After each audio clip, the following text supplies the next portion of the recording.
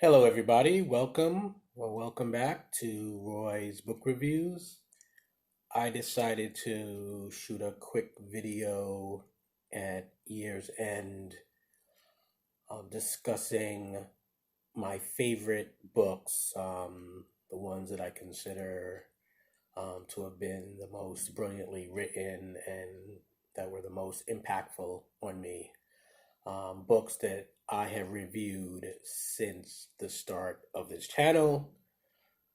This channel is a little bit over a year, so the books I'm going to talk about go back a little, not all in 2020 when I did BookTube videos for them. But I haven't been doing it for much more than a year, so you have to go back a little bit further. You can find the full reviews that I did for all of these books in videos that I already have archived here on YouTube. For this video, I am simply gonna give you like a 1 or 2 sentence synopsis of each novel. Before doing that, I will just tell you that every single one of these books is brilliant. I highly recommend each and every one of them, which is why I decided to put together this video to showcase them. Before I get to it, speaking of showcasing books, I thought I would show you my Christmas gift, which is a book, one of several wonderful gifts I got this year. The new Barack Obama book. I am looking forward to diving into it, and at some point I will be giving you my review of the book, not of the president. The president, I thought, was awesome, followed by you-know-who. What are you going to do? Anyway, hopefully Biden will bring us back into normalcy.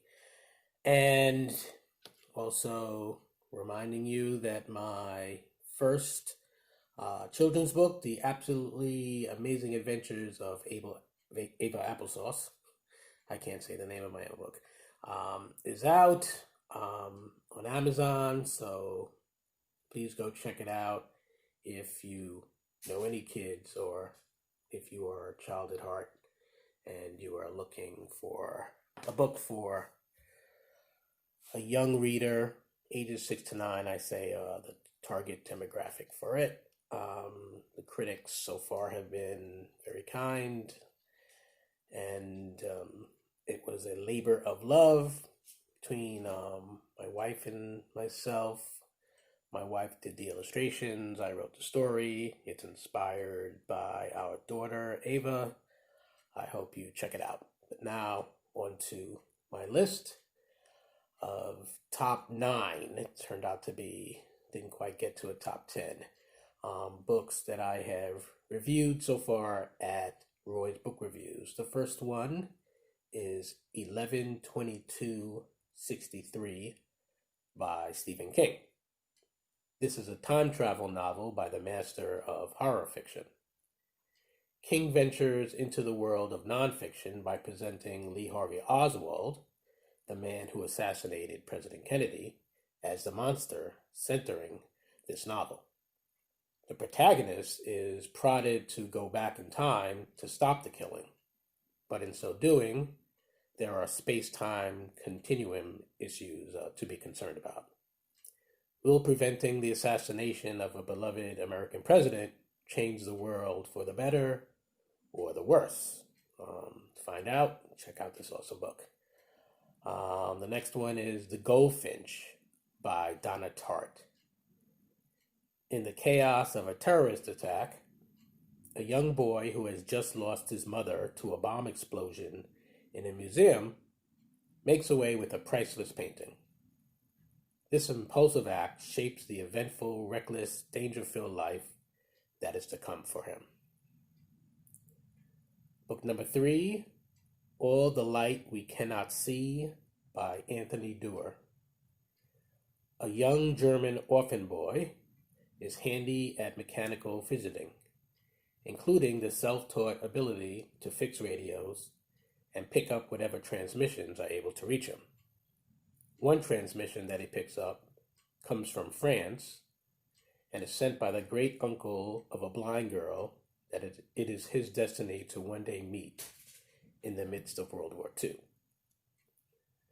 The next book is The Underground Railroad by Colson Whitehead.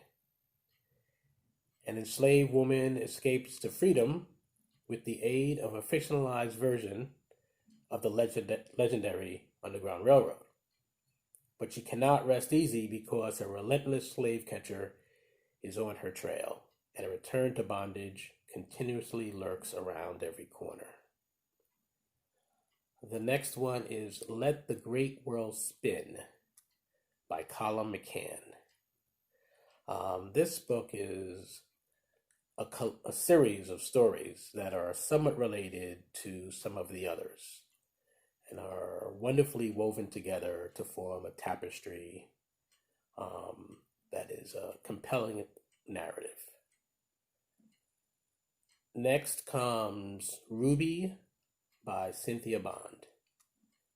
Despite the many horrors witnessed and cruelties visited upon Ruby, she has just enough strength to care for her spiritual children while living a shell of a life perched on the edge of madness.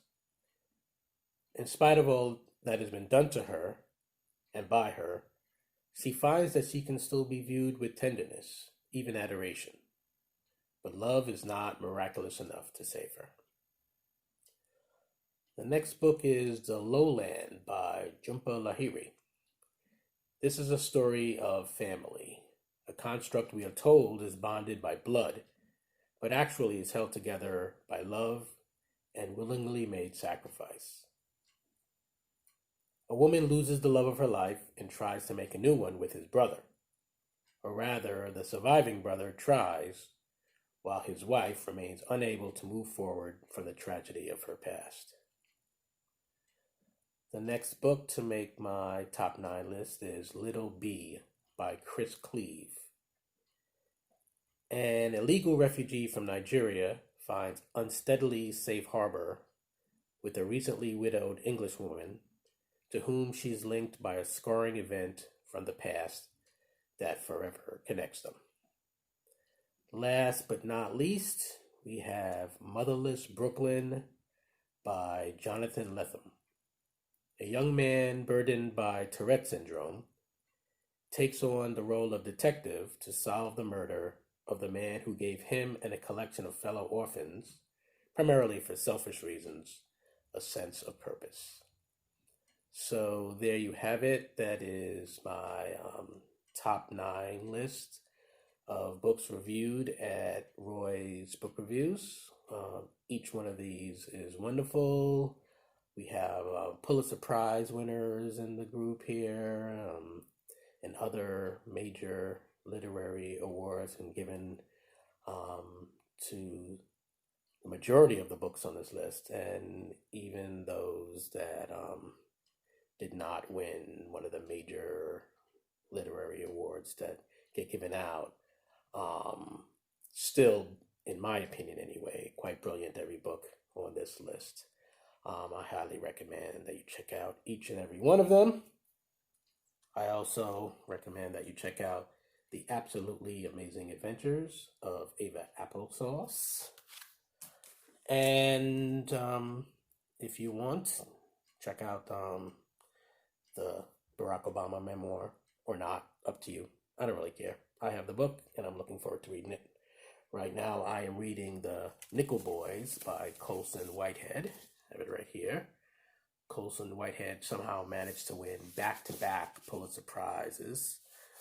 First with The Underground Railroad that I just spoke about, and then with The Nickel Boys, which I am looking forward to reading and reviewing.